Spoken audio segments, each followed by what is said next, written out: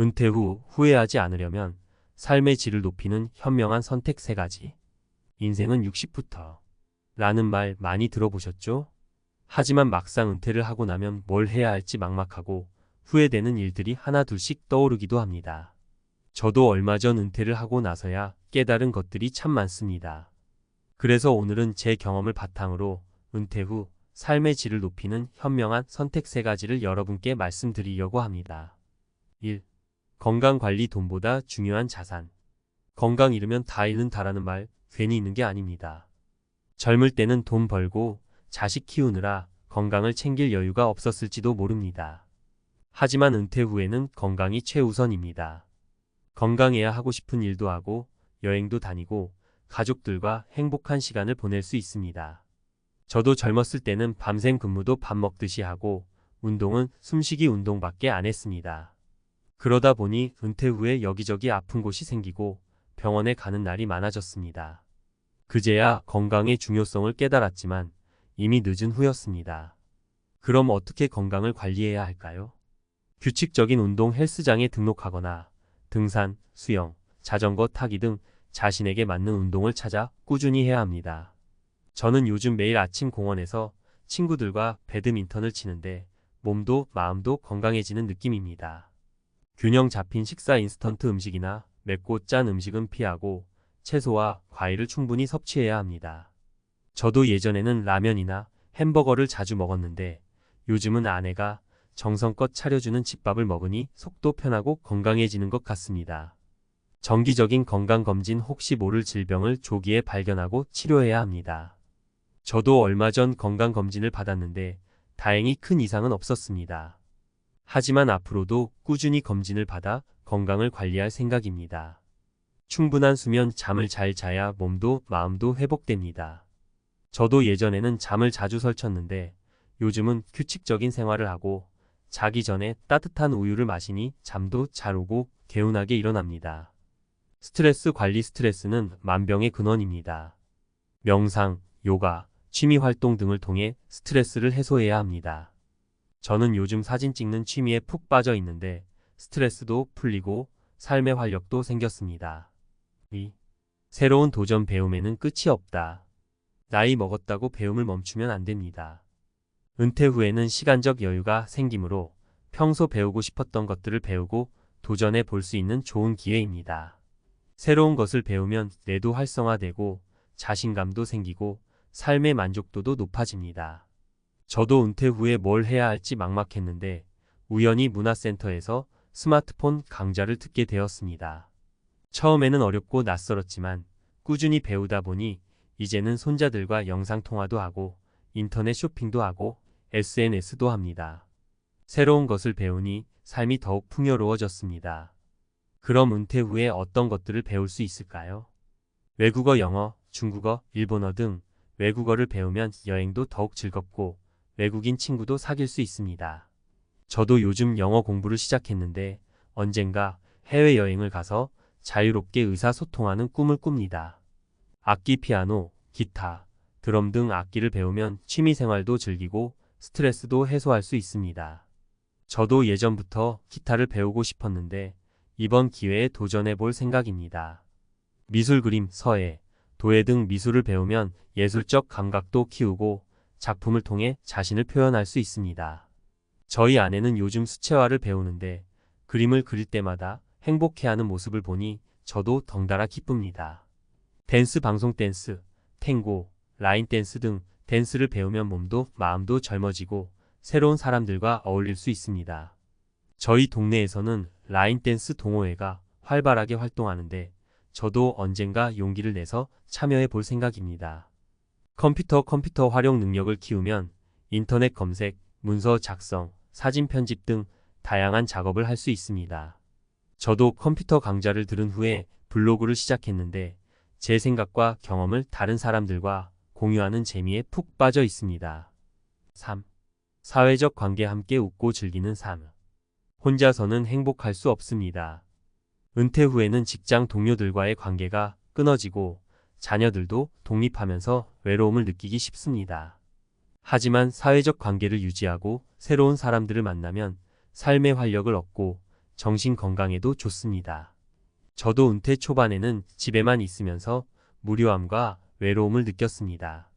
그러다 우연히 동네 노인정에 갔는데 그곳에서 비슷한 또래의 친구들을 만나 함께 이야기도 나누고 게임도 하고 봉사활동도 하면서 삶의 즐거움을 되찾았습니다. 그럼 은퇴 후에 어떻게 사회적 관계를 유지하고 새로운 사람들을 만날 수 있을까요? 동호회 활동, 등산, 사진, 합창, 봉사 등 자신이 좋아하는 분야의 동호회에 가입하여 취미를 공유하고 친목을 다질 수 있습니다.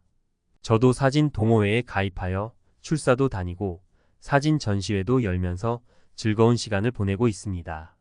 종교 활동을 통해 마음의 평안을 얻고 같은 믿음을 가진 사람들과 교류할 수 있습니다. 저희 부부는 매주 교회에 나가 예배도 드리고 성경 공부도 하면서 신앙심도 키우고 좋은 사람들도 많이 만났습니다. 은퇴 후 후회하지 않으려면 삶의 질을 높이는 현명한 선택 3가지.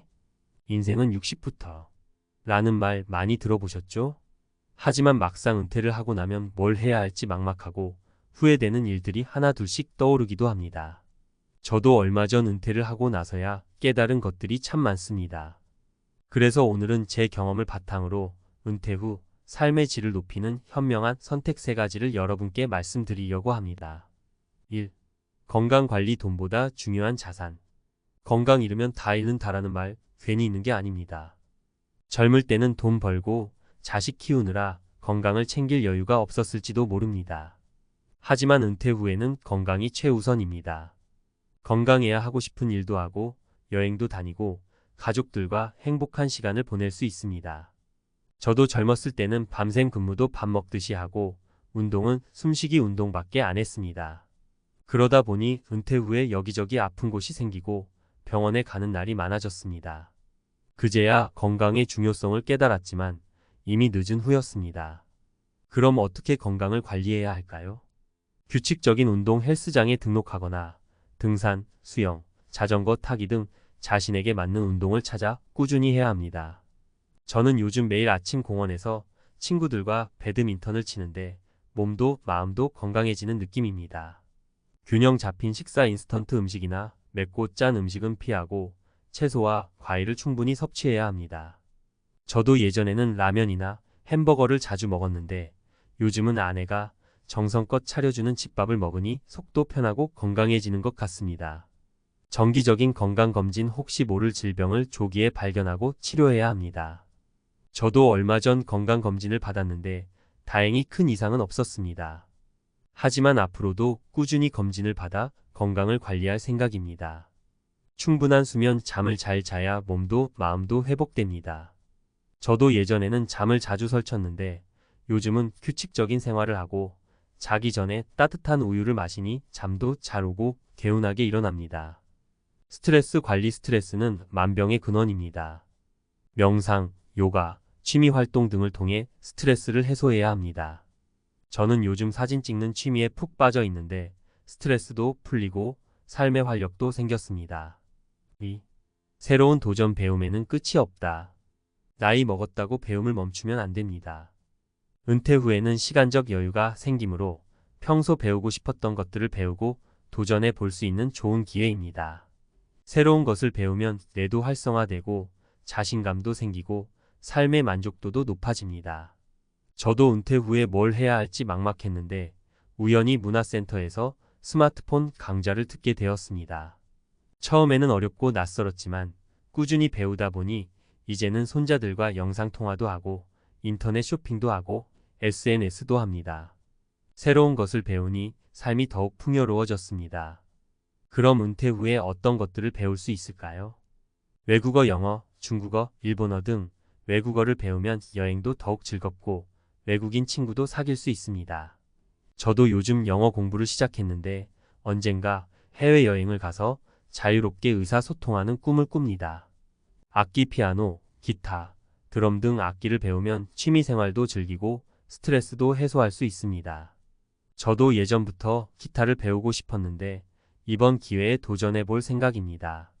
미술, 그림, 서예, 도예 등 미술을 배우면 예술적 감각도 키우고 작품을 통해 자신을 표현할 수 있습니다. 저희 아내는 요즘 수채화를 배우는데 그림을 그릴 때마다 행복해하는 모습을 보니 저도 덩달아 기쁩니다. 댄스 방송 댄스, 탱고, 라인 댄스 등 댄스를 배우면 몸도 마음도 젊어지고 새로운 사람들과 어울릴 수 있습니다. 저희 동네에서는 라인 댄스 동호회가 활발하게 활동하는데 저도 언젠가 용기를 내서 참여해 볼 생각입니다. 컴퓨터 활용 능력을 키우면 인터넷 검색, 문서 작성, 사진 편집 등 다양한 작업을 할 수 있습니다. 저도 컴퓨터 강좌를 들은 후에 블로그를 시작했는데 제 생각과 경험을 다른 사람들과 공유하는 재미에 푹 빠져 있습니다. 3. 사회적 관계 함께 웃고 즐기는 삶. 혼자서는 행복할 수 없습니다. 은퇴 후에는 직장 동료들과의 관계가 끊어지고 자녀들도 독립하면서 외로움을 느끼기 쉽습니다. 하지만 사회적 관계를 유지하고 새로운 사람들을 만나면 삶의 활력을 얻고 정신 건강에도 좋습니다. 저도 은퇴 초반에는 집에만 있으면서 무료함과 외로움을 느꼈습니다. 그러다 우연히 동네 노인정에 갔는데 그곳에서 비슷한 또래의 친구들을 만나 함께 이야기도 나누고 게임도 하고 봉사활동도 하면서 삶의 즐거움을 되찾았습니다.